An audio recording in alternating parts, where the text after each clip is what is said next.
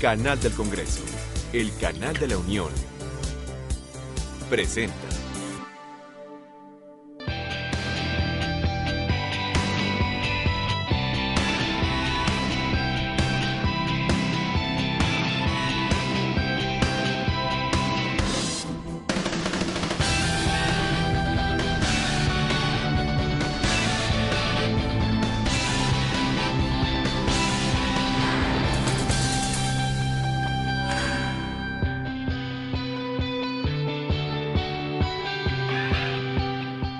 ¿Qué tal? ¿Cómo están todos ustedes? Les saludo con muchísimo gusto. Nos encontramos en el Palacio Legislativo de San Lázaro.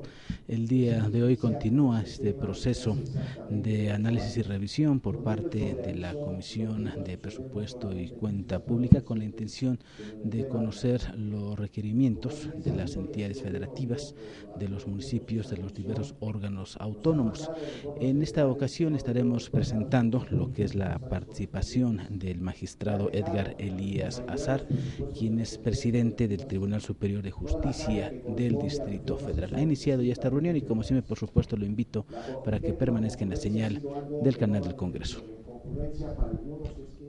Los poderes judiciales de las entidades federativas asuman el 100% de la responsabilidad, no solamente en justicia para adolescentes, que es el tema que me trae a esta Cámara, sino también el tema de narcomenudeo y el tema de jueces de ejecución de sanciones penales. Todas estas, por orden de la Cámara de Diputados, han sido mandatadas en sus artículos transitorios que vengan apoyadas por recursos presupuestales que hoy a la fecha no se han asignado.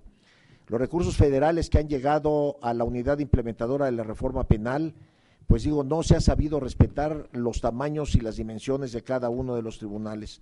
Es decir, les han dado cantidades de dinero, apoyos económicos, por igual a tribunales que somos de diferente medida. A entrar al tema de justicia para adolescentes, que es lo que tiene más que preocupado, empezaría diciendo que por efecto de las reducciones en las partidas federales, en las participaciones federales, el tribunal ha sufrido un decremento en sus presupuestos importantes, es decir, este año 2011 recibimos 174 millones de pesos menos que en el año pasado. El tribunal la pudo librar bien porque adicionalmente la Secretaría de Finanzas del Gobierno de la Ciudad supo atender los reclamos los reclamos derivados de la deficiencia presupuestal y finalmente en el año 2011 fuimos perfectamente blindados por la Secretaría de Finanzas para el efecto de poder salir avante en un presupuesto que amenazó a todo el Distrito Federal con una caída importante, menos al Tribunal Superior de Justicia. La situación presupuestal del Tribunal Superior de Justicia está, como lo pueden ustedes ver en la pantalla, fundamentalmente son salarios de 9,000 trabajadores, de consumibles tenemos el 2%, de servicios de mantenimiento y básicos, y con eso la libramos perfectamente bien. El tribunal enfrenta para el mes de enero la reforma al Código de Comercio, es decir, los juicios, la oralidad en juicios civiles y mercantiles ya también está resuelto por el gobierno de la ciudad. Se adquirió un edificio de más de 40,000 metros cuadrados y estamos haciéndole frente con apoyos presupuestales del gobierno de la ciudad. ¿A qué vengo yo aquí a la Cámara? A la Cámara vengo a decirles a ustedes que hay un problema que nos debe agobiar a todos. Si quieren pasar a la siguiente. Vean ustedes este dato que es verdaderamente muy desalentador para el Tribunal Superior. En los 32 tribunales de justicia del fuero común del país, como estoy leyendo en la lámina, se inicia un promedio de más de 2 millones de juicios en primera y segunda instancia, de los cuales el Tribunal Superior de Justicia del Distrito Federal inicia un poco más del 19%, casi el 20%, seguido por el Estado de México, que tiene la carga judicial del 10%. Los tribunales que siguen en carga son los tan mencionados, Guanajuato, Nuevo León, Puebla, etcétera, con un porcentaje, como ven ustedes, bastante menor. Pero lo que es importante es que la cantidad de juicios iniciados al año en el Tribunal Superior de Justicia es comparable a la suma de los que se inician en los tribunales de Campeche, Baja California, Morelos, Tlaxcala, Colima, Quintana Roo, Nayarit, Zacatecas, Guerrero, Yucatán, Durango, Hidalgo, Aguascalientes y Oaxaca. Como ven ustedes que de los datos obtenidos por el Internet, el trabajo del Tribunal Superior de Justicia es verdaderamente pues digo, agobiante. No obstante, las fórmulas que hemos inventado e impulsado a nivel no solo local, sino también federal, para poder resolver asuntos por medios alternos, y el fortalecimiento de una dirección importante para poder resolver por medios alternativos muchos juicios. El tribunal el año pasado, por primera vez en toda su historia, en toda su existencia, no obstante la crisis, no creció en un solo asunto, y no creció en un solo asunto precisamente porque entre la labor que ha hecho la Procuraduría de Justicia del Distrito Federal, que ha sido magnífica, y la labor de mediación que hemos empezado nosotros, al poder certificar mediadores en bancos, mediadores en el Infonavit, mediadores en las delegaciones políticas, atajamos muchísimos asuntos. Es importante que no se pierda de vista los contenidos de esta lámina. Un siguiente tema. El siguiente tema es que estamos obligados por la Convención sobre los Derechos del Niño, que sintéticamente nos dice que ningún niño sea sometido a tratos o penas crueles, inhumanas o degradantes. Esto no lo está cumpliendo ninguna parte del país. Y no lo estamos cumpliendo porque sencillamente no contamos con las instalaciones adecuadas para el trato no cruel, no inhumano y no degradante de los menores infractores. Estamos obligados por el tema de la convencionalidad, del que la Suprema Corte de Justicia pues ya habló alguna vez, ya dijo y ya se pronunció que tenemos que aplicar tratados internacionales, y en este momento, como están los tribunales en términos generales, no estamos en condiciones de poder respetar el tratado. No quiero perder el tiempo diciéndoles del marco legislativo del Distrito Federal, solamente decirles que de la lámina anterior, por favor, del decreto que crea la Ley de Justicia para Adolescentes del Distrito Federal, fue publicada en términos constitucionales el día 14 de noviembre del año 2007 y entró en vigor en el 2008. Es decir, el DF ha cumplido matemática y religiosamente con sus deberes constitucionales, como lo hicieron casi todas las entidades federativas. Pero sí es importante señalar que en todas las entidades federativas ha habido algún desorden legislativo. Hay hoy entidades federativas que no tienen siquiera su ley de adolescentes y que estos están siendo procesados con normas jurídicas que están improvisando prácticamente los jueces porque no tienen un marco adecuado. Es decir, la inmensa mayoría de las entidades federativas cumplió con el precepto legal, el Distrito Federal lo hizo en tiempo y a tiempo, y tuvimos una ley y tuvimos juzgados. ¿Cómo está el tema de los juicios, del actual sistema de justicia para adolescentes? En términos generales, nosotros recibimos, les pido que pongan atención en la columna del lado derecho, 3,363 juicios que recibimos en el año pasado.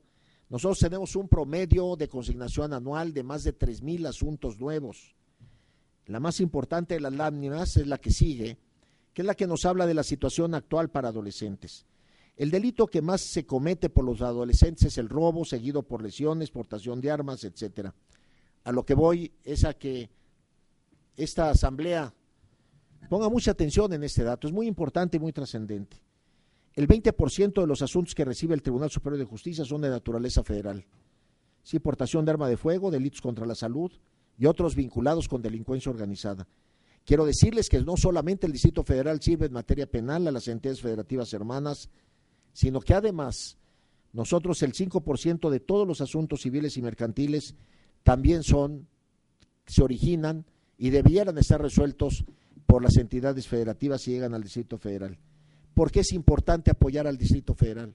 Es importante apoyar al Distrito Federal por un problema, primero, de capitalidad, es decir, vivimos en una capital, vivimos en un centro económico donde se toman las decisiones financieras más importantes de todo el país, donde precisamente nuestro gobierno ha pagado un costo importante por tener a los poderes federales asentados aquí en nuestro territorio, y porque la fórmula que adoptara el Tribunal Superior en materia de adolescentes, estoy seguro de que permearía en todo el país. Es decir, la influencia legislativa que tiene y la influencia institucional que tiene el Distrito Federal y el Estado de México es absolutamente indiscutible. Es decir, la mayoría de las entidades federativas esperan a ver qué es lo que vamos a hacer nosotros aquí para poder ellos salir a copiar los modelos nuestros. Nosotros le estamos dando apoyo desde el Distrito Federal a todas las entidades federativas en materia de capacitación, de reformas mercantiles. Hemos dado capacitación a todas las entidades federativas en los juicios orales mercantiles que entran ya en vigor el 22 de enero. Nosotros capacitamos también en materia de extracción de menores, tenemos una red nacional de jueces creada, financiada, apoyada y mantenida por el Tribunal Superior, con costos importantes.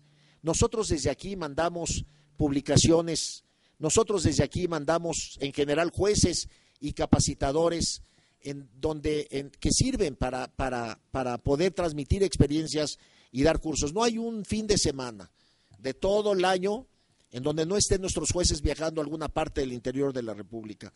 A lo que voy es que, compañeros, esto no se lo están dando al Distrito Federal, lo están repartiendo a todo el país, y lo que yo estoy solicitando en este momento es porque en verdad ya no hay capacidad financiera para poder crear nuestros juzgados de adolescentes en la óptica de la implementación de la reforma penal. Pasen la siguiente, por favor. La siguiente. Según datos de la PGR, el número de asuntos federales consignados se incrementa aproximadamente en un 15% anual. A lo que voy es que tenemos que atajar este problema en todo el país, y es importante que iniciemos el atajo a este problema aquí en el Distrito Federal. Recuerden ustedes el tema de Ponchis en el Estado de México, en el Estado de Morelos. El Ponchis, con toda la crueldad con la que cometió sus ilícitos, fue sancionado con 2.8 años. Nosotros tenemos penas aquí de 5 años, la máxima es 5 años. Entidades federativas que traen 7, otras entidades federativas traen 20. Es decir, por la misma acción se sanciona en forma diferente a los menores infractores. Eso, entre otras cosas, ha sido porque la Federación no ha sacado su ley, y aprovecho yo la ocasión para pedirles y exhortarlos con todo respeto, con toda consideración, que salga esa ley ya pronto, porque si esa ley hubiera salido en tiempo, muchas entidades federativas hubieran seguido el modelo de los 7 años por lo menos. En lo que va del año, la PGR estima que este año rebase los 2.240 menores que van a ser consignados a nivel federal. En el Distrito Federal, del año 2009 al 2010, se incrementa en un 34% el número de adolescentes detenidos. Ya tengo otros datos, de total de homicidios cometidos, el 208, etcétera, que la mayoría de los jóvenes están entre 16 y 18 años, y el nivel de estudios en promedio es el de secundaria. También les quiero decir, como conclusión, que para poder transitar correctamente al sistema acusatorio en materia de justicia para adolescentes, necesitamos, como necesita toda la implementación de la reforma penal, dinero en inversión para infraestructura. La reforma penal tiene 2 grandes capítulos. El primero de ellos es el tema de capacitación, en el que prácticamente todas las entidades federativas están capacitadas, y en segundo lugar es el de infraestructura. El 90 o el 80% de este problema es infraestructura. ¿Por qué razón? Porque son costosísimos los edificios. Nosotros vamos a necesitar, en un estimado que tenemos, más de 300 juzgados que representan gasto entre Procuraduría y Tribunal cerca, según la estimación que hemos hecho con la Procuraduría, cerca de 3,000 billones de pesos. Les quiero decir también que nosotros estamos listos en el Distrito Federal, y estamos listos, contamos con el terreno que ven ustedes dibujado con un color pequeño amarillo del lado izquierdo en Obrero Mundial, donde actualmente existe un auditorio que sirve para nada. Ahí tenemos cerca de 1,000 metros cuadrados, en donde cabe perfectamente el edificio. La situación actual de esta infraestructura que nos dejó el gobierno federal es terrible, no son instalaciones adecuadas. Estamos desahogando diligencias de gente relacionada con delincuencia organizada, de cárteles importantes, con una protección no mayor que un cristal, prácticamente a pie de banqueta. Sencillamente no hay infraestructura para eso. Lamentablemente, por un error mío, no puse las fotos de los juzgados orales que ya construimos en el Reclusorio Sur, en donde ya es otra cosa.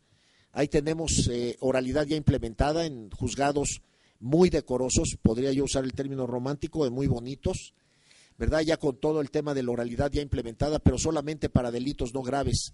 Los delitos graves, la justicia escrita está siendo desarrollada en instalaciones como la que ven ustedes en la pantalla.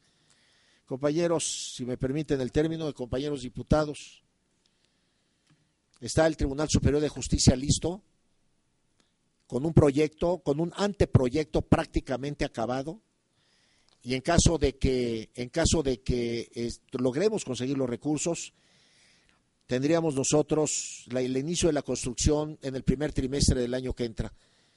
Tenemos todo listo. Tenemos ya capacitados jueces para entrar a la oralidad. Tenemos un anteproyecto en el que, pues digo, impedidos por la limitación presupuestal, no puedo decirles que ya es un proyecto acabado. Este anteproyecto que tenemos, pues es un proyecto muy ambicioso. Ven ustedes dibujadas las salas orales en donde se han corregido todos los errores que han tenido otras salas orales de algunas entidades federativas, o demasiada luz o poca luz, o no oye el auditorio, o no pueden ver los testigos, etcétera, etcétera. Lo que estamos planteando nosotros son, en síntesis, 368 millones de pesos en un ejercicio bianual. Y decirles que en caso de que este dinero si con este dinero se apoya al Tribunal Superior de Justicia del Distrito Federal, pues yo les pediría, para despejar cualquier sospecha o duda, se fuese esto pues alguno de los ramos del 33 o el 23 para el efecto de que esto no pueda ser, digamos, canalizado a otros conceptos, como se dudó por algún compañero diputado en otra reunión que tuve. Para evitar eso, lo digo oficiosamente, pues digo, se tendría que irse a alguno de estos ramos y pues pedirles su apoyo, porque esto será en beneficio no del Distrito Federal solamente, sino de todo el país en general. Decirles que el Distrito Federal apoya mucho a las entidades federativas y que ahora necesitamos el apoyo de las entidades federativas para el Distrito Federal. Muchas gracias y reitero mi gratitud, ciudadano diputado. Muchas gracias, señor presidente. Entiendo entonces que serían 184 millones, porque es bianual, ¿no? Así es correcto. Okay. Muchísimas gracias. ¿Algún diputado, diputada, Claudia, y después el diputado Vidal Llerenas?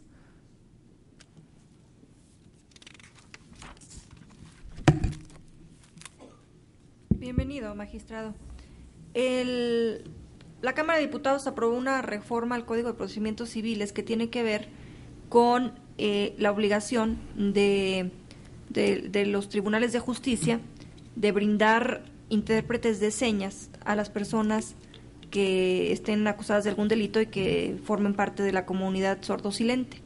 Yo quiero saber cuánto dinero trae presupuestado para esta acción y cuál es el tipo de acciones que se están llevando a cabo, si están contratando personal externo, si es el mismo personal, si se está capacitando a los ministerios públicos, en fin, ¿qué se está haciendo? Porque es responsabilidad de ustedes, además de ser responsabilidad de la parte de las procuradurías. Ustedes también tienen que tener esa parte contemplada.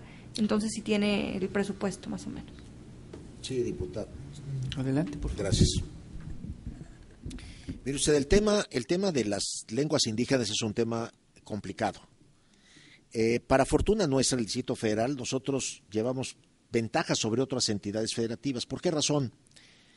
Porque como lo resolvió el Tribunal Superior, fue haciendo convenio con el Instituto de Lenguas Indígenas, que está... ¿Qué pasó? ¿No se oye?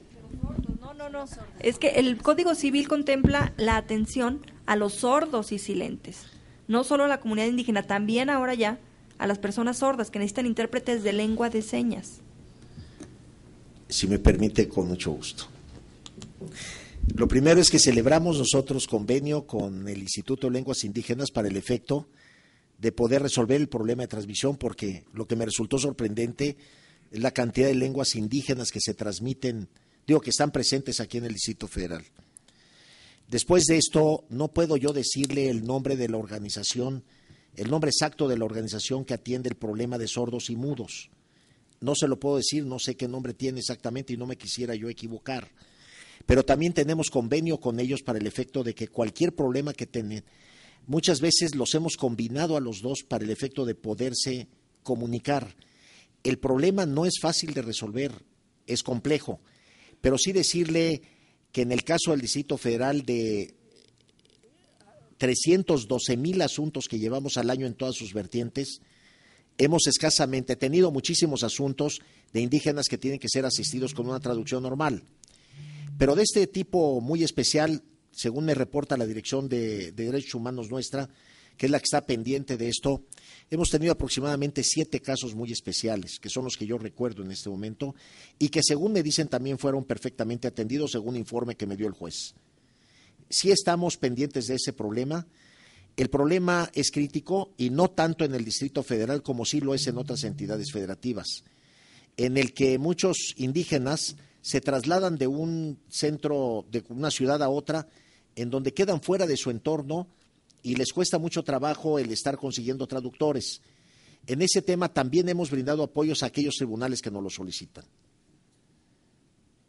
No sé si queda satisfecha la... Yo para ya no darle dinero para eso, ¿verdad? Pues si ya tiene. No, si nos dan dinero, bienvenido. No, ya no, ya no. No, gracias. Muchas gracias, diputado. Muchas gracias, señor presidente. Diputado Vidal Llerenas. Bueno, bienvenido a magistrado Edgar Elías. Creo que hay dos puntos que hace que es muy importante y preocupante de una manera, sobre todo el segundo. Bueno, primero si lo que luego es difícil de transmitir es que es el hecho de que en una entidad como esta se dan una serie de servicios al resto del país que no son necesariamente retribuidos. Hay un asunto ahí de bien público, ¿no? Este es un caso claro, es decir, si el 20% de los juicios se inician en el Distrito Federal, pues hace muy caro financiar un aparato de justicia que sirve a los habitantes de la ciudad, pero que necesariamente sirve también al resto del país. Y esto pasa en otros temas, como puede ser la seguridad, por ejemplo, de las embajadas, que no se cobra, ¿no? La seguridad de edificios públicos y de eventos públicos que tampoco se cobra, etcétera. Por ejemplo, el mantenimiento pues de edificios públicos que son emblemáticos del país y que tampoco se cobra, etcétera. Hay una serie de servicios que se ofrecen aquí y que es difícil pues su financiamiento porque sobrepasan en proporción lo que las entidades reciben o lo que esta entidad recibe como participaciones federales. Entonces, ahí es donde hemos tratado de elaborar el concepto de capitalidad, cosa que sucede en otras capitales del mundo. La mayoría de las capitales e incluso ciudades emblemáticas tienen alguna suerte de fondos que permiten financiar este tipo de asuntos, ¿no? Entonces, primero es el tema de ver cómo se pueden financiar correctamente servicios que se proporcionan aquí, pero que son pues usados o sirven para todo el país. Segundo, es todo un fenómeno de descentralización y de facultades y responsabilidades que se otorgan a nivel local en materia de impartición de justicia y de seguridad pública y de procuración de justicia que no están siendo financiadas, que tienen que ver con cosas que se habían ya aquí comentado: narcomenudeo, registros de vehículos, juicios orales, justicia para menores infractores, etcétera. Es decir, que además corresponde también a un hecho que está sucediendo de que con todo este tema de la guerra contra el narcotráfico o como se llame, hay un incremento de los delitos del fuero federal, pero también del fuero común de manera creciente además, porque se han dado una serie de fenómenos que tienen que ver con fragmentación de cárteles, pero también con empoderamiento de grupos locales delictivos que ahora tienen mucho más capacidad de acción, etcétera. Es decir, vivimos en el país un fenómeno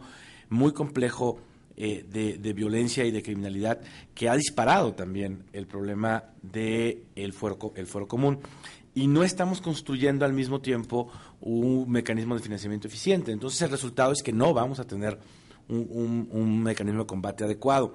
Ahora en el presupuesto federal hay una propuesta de un fondo de 3,000 millones de pesos que busca financiar este tipo de cuestiones, y que habría que ver también cómo los tribunales pueden financiar en el mismo, pero me parece poco, y me parece que entonces no vamos a resolver el problema tan grave que tenemos de impartición de justicia y de seguridad si no tenemos mecanismos eficaces de financiamiento a este nivel, ¿no?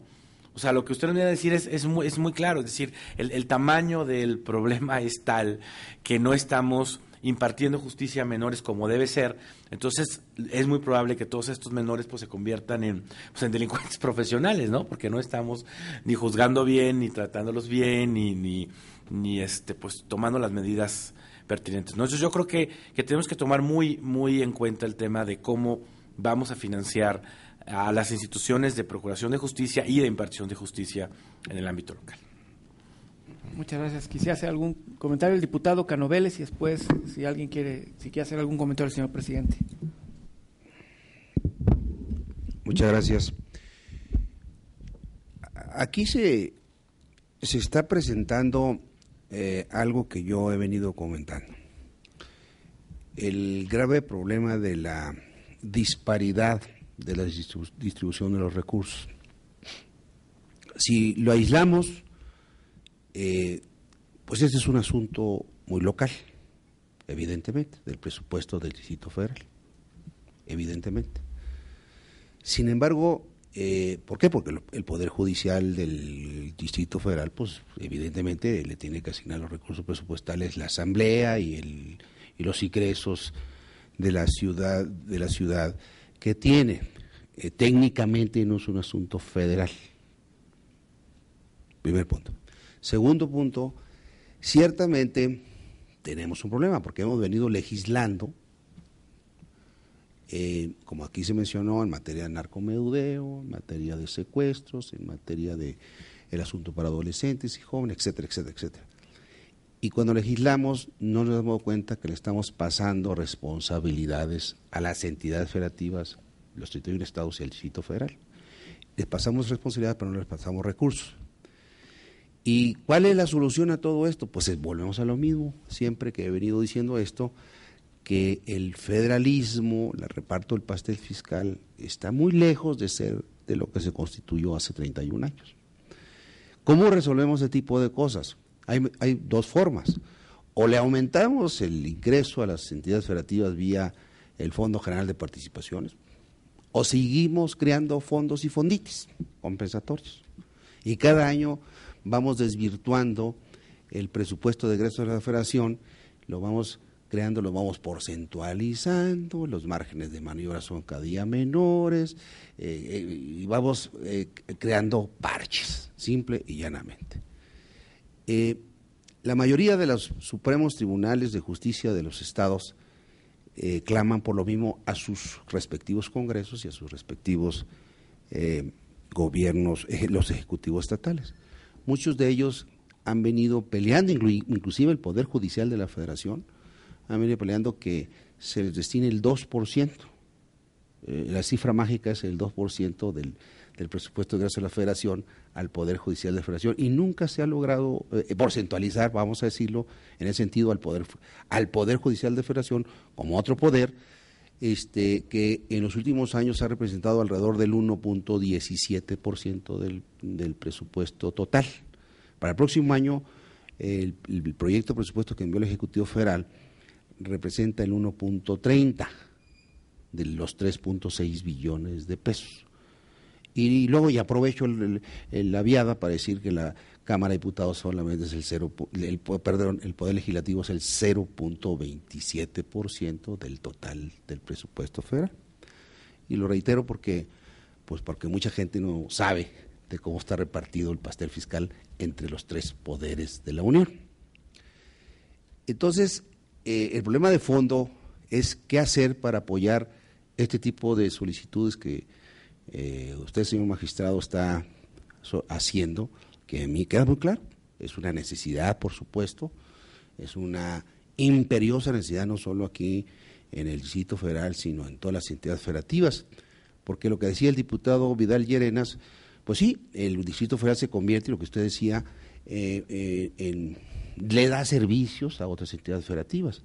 Pero si nos vamos a estados como el mío, que es fronterizo, siempre estamos reclamando que los delitos federales del fuero federal, como son el narcotráfico y la delincuencia organizada, hoy por hoy en la frontera norte del país tiene enorme incidencia, y las prisiones y los centros de readaptación social están llenos de esta naturaleza, y sin embargo el socorro de ley que se aporta para sostener a los reos federales es mínimamente y no les compensa ese tipo de cosas.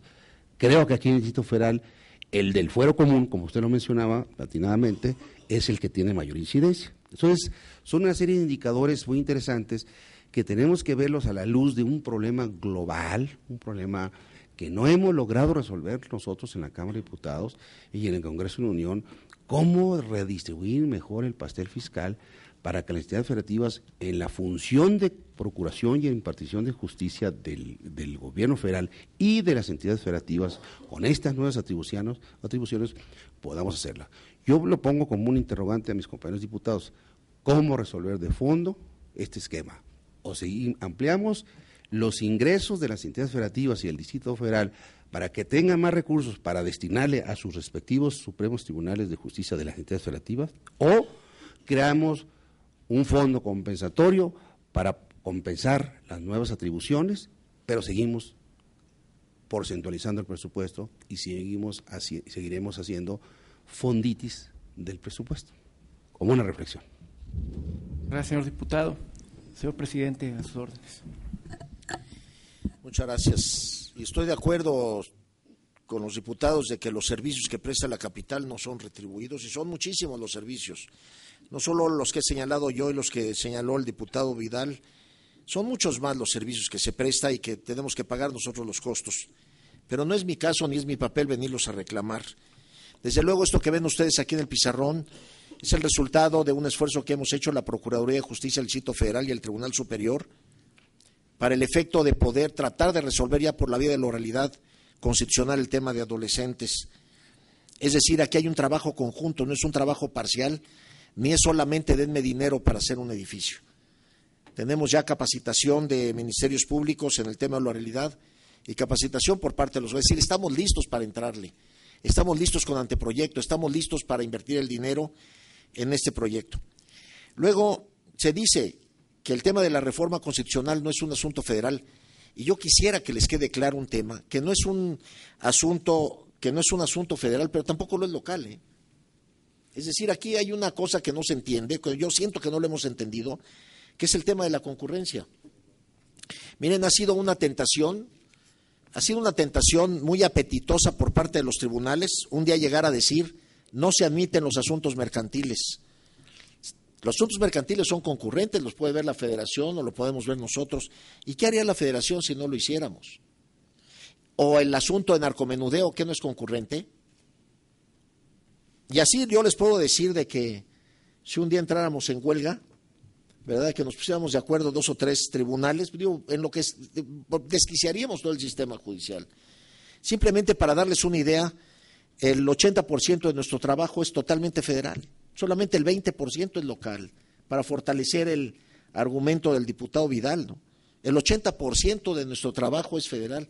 Nosotros dictamos cerca de 1,000 sentencias diarias. Nosotros no estamos hablando de un tribunal que dicta 60 o 70 sentencias, estamos hablando de un tribunal que dicta 1,000 sentencias diarias, que publicamos 17,000 acuerdos por día. O sea, lo que quiero es que les quede claro que necesitamos ayuda y que no es simplemente la construcción de un edificio y tampoco es simplemente darle dinero al Distrito Federal. Le están inyectando dinero ustedes a todo el país, porque de aquí va a tener que surgir ese modelo o corregir las cosas que no han hecho bien las entidades federativas, etcétera. Lo que decía usted del fondo, me preocuparía mucho que los apoyos que llegaran a tribunales llegaran por vía de las participaciones federales. Me preocuparía muchísimo, porque, pues digo, aquí sabe mi amigo Vidal, que fue subsecretario, y sabe, yo fui secretario de Finanzas también, que llegando el presupuesto a la panza, dicho con todo respeto de la Secretaría de Finanzas, pues digo, ya caemos otra vez en el mismo problema. Yo les pediría, por favor, que se creara un fondito, como dice el diputado Cano, y que se copie la fórmula que también ha funcionado en el tema de municipios, y que se cree un fondo de fomento municipal, exactamente igual que el fondo de fomento municipal, en el que la Federación hace llegar los recursos directamente a los municipios. Y yo me pregunto, ¿por qué no crear un fondo de fomento a la reforma constitucional y que lleguen los recursos directamente a los tribunales? Pero que se haga con orden y que se haga respetando la medida de los tribunales. ¿Por qué nos tienen que dar el mismo tratamiento? Espero que no esté aquí el de Tlaxcala o el de Hidalgo. Digo, cuando sumado el trabajo de todos, bueno, una sola de las salas de mi tribunal prácticamente duplican el trabajo de 2 tribunales pequeños. Una sola de las 20 y tantas salas del tribunal que nosotros tenemos en este momento. Entonces, pues que se vea. La cifra mágica para el Poder Judicial Federal efectivamente es el 2, pero para nosotros es el 4. Es decir, todos andamos rondando nosotros tenemos un 2.75% del ingreso programable del Distrito Federal, es lo que el Distrito Federal nos da a nosotros. Entonces, para nosotros la fórmula mágica sería el 4%. Para nosotros eso nos garantizaría crecimiento. En fin, si se llegara a poner eso a nivel constitucional sería muy bueno. Y no se les olvide, el 90% del trabajo judicial es de corte local, el 90% es de corte local y no ejercemos nosotros el 90% del gasto. Es decir, si sumamos todos los presupuestos de todas las entidades federativas, no llegamos al 50% del presupuesto del Poder Judicial Federal. No estamos pidiendo que le den menos al Poder Judicial Federal. Todos requerimos que nos den, sino que se oriente el gasto correctamente, con justicia, con lógica, con orden. Si nosotros tenemos el 90% del trabajo, pues digo, no es hora de que volteen a ver los tribunales de justicia, el fuero común. Estamos en el limbo, diputados, en el limbo. ¿Por qué razón? Porque los estados, los gobernadores con toda razón dicen, esto es reforma federal y aquí dice que te tienen que dar recursos. Y por el otro lado la federación, pues digo, tiene muchos problemas, menos el darle dinero a los poderes judiciales.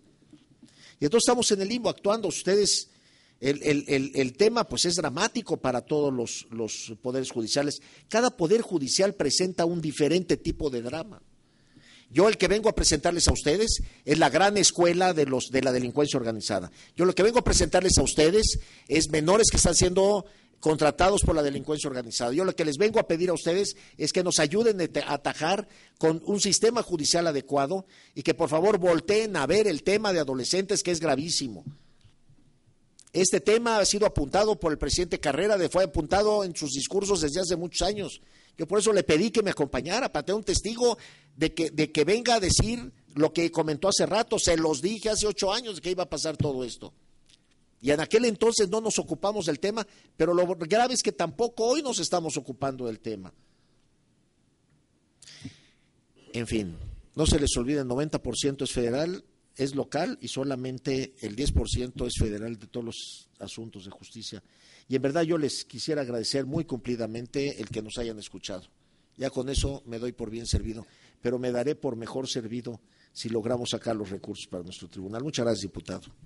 Al contrario, señor presidente, yo le agradezco a nombre de esta Junta Directiva de la Cámara, Junta Directiva de la Comisión de Presupuesto y Cuenta Pública de la Cámara, el que haya acudido con nosotros, decirle que no es infructuoso que haya venido, que sí estamos sensibles de los problemas y que esto permite ubicarlos con mayor claridad, y solicitarle que hagamos una lucha común y que estemos muy pegados a la Comisión de Justicia. La Comisión de Justicia va a emitir una opinión de presupuesto y se vuelve muy importante esa opinión. Entonces, estamos a las órdenes para el momento que usted quiera que nos reunamos, ya sea usted o los demás señores presidentes de los tribunales superiores de justicia del país, que tienen ciertamente una problemática distinta a la del Distrito Federal. Estaremos a las órdenes siempre. Vamos a ver hasta dónde podemos avanzar. No en este momento podemos decir, yo se lo dije la vez que nos reunimos la semana pasada, ¿va a haber modificaciones al proyecto de presupuesto de egresos? Sí las va a haber. ¿De qué tamaño? La verdad, no creo que haya alguien en este momento en esta Cámara que pueda decirlo, porque dependen mucho de cómo vaya a salir la ley de ingresos. Y están cambiando día con día cifras, están cambiando las perspectivas de crecimiento, están cambiando los valores del barril del petróleo, está cambiando la fluctuación en la paridad cambiaria, por lo tanto cambian los ingresos tributarios y los no tributarios. Hasta que no tengamos eso claro, vamos a poder entrar en un análisis mucho más serio de las readecuaciones y reorientaciones en materia de gasto. Por lo pronto, de veras, mil gracias. Estamos a sus órdenes. Que tengan muy buena tarde todos.